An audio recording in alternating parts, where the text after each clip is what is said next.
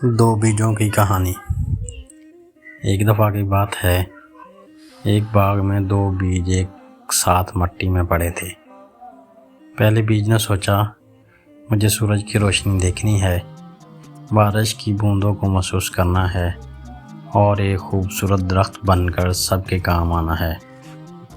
اس نے ہمت کی، مٹی کو چیر کر اوپر نکل آیا۔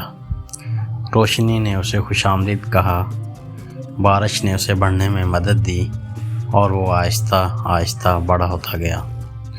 دوسرے بیج نے ڈرتے ہوئے سوچا، اگر میں مٹی سے باہر آیا تو گرمی مجھے جلا سکتی ہے، سردی مجھے مار سکتی ہے، کیڑے مجھے کھا سکتے ہیں، اور بہتر ہے میں یہیں مٹی میں چھپا رہوں اور محفوظ رہوں۔ وہ مٹی کے اندر ہی دبکا رہا اور کچھ ہی دن بعد ایک مرغی نے زمین خریدی اور اسے کھا لیا۔